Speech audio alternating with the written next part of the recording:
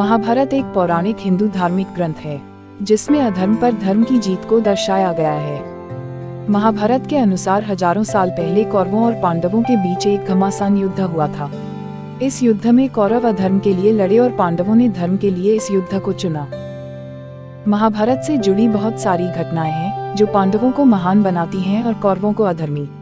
आज हम आपको महाभारत से जुड़ी एक ऐसी ही घटना के बारे में बताते हैं जो पांडवों की महानता की मिसाल पेश करती है। महाभारत के मुताबिक पांचों पांडवों को अपने मृत पिता पांडु का मांस खाना पड़ा। ऐसा उन्होंने किस लिए किया, यह सवाल हर किसी के मन में जरूर आएगा। इस घटना के बारे में जानने के लिए पहले हमें पांडवों के जन्म की घटना के बारे में जानना पड़ेगा। पांडु के 5 पुत्र थे, युधिष्ठिर, भीम, अर्जुन, नकुल और सहदेव। इन पांचों में से युधिष्ठिर, भीम और अर्जुन की माता कुंती थी तथा नकुल और सहदेव की माता माद्री थी। पांडु को श्राप था कि जैसे ही वो संभोग करेगा उसकी मृत्यु हो जाएगी। इसलिए पांडु इन 5 पुत्रों के पिता तो थे, मगर इनका जन्म पांडु के वीर्य तथा संभोग से नहीं हुआ था।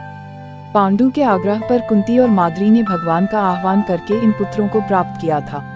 कहा जाता है कि पांडु की मृत्यु के बाद उसके मृत शरीर का मांस 5 भाइयों ने मिल बांट कर खाया था। ऐसा उन्होंने क्यों किया, यह बहुत ही कम लोग जानते होंगे। ऐसा उन्होंने अपने पिता पांडु की इच्छा के कारण किया था।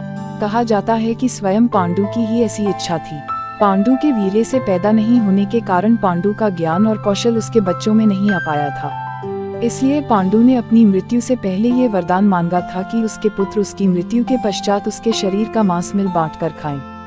ऐसा उसने इसलिए किया था ताकि उसका संपूर्ण ज्ञान उसके पुत्रों में स्थानांतरित हो जाए। इस घटना के संबंध में 2 मान्यता प्रचलित है। एक मान्यता के अनुसार 5 भाइयों में से अपने पिता के मृत शरीर के मांस का सबसे ज्यादा हिस्सा सहदेव ने खाया था। वहीं एक अन्य मान्यता के अनुसार सिर्फ पांडु के पुत्र सहदेव ने ही अपने पिता की इच्छा का पालन किया था। उसने उनके मस्तिष्क के 3 हिस्से खा लिए थे।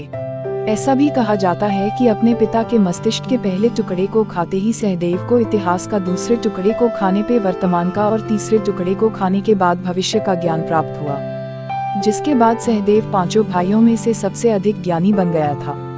इतना ही नहीं, इसके बाद उसे भविष्य में होने वाली घटनाओं को देखने की शक्ति भी हासिल हो गई थी।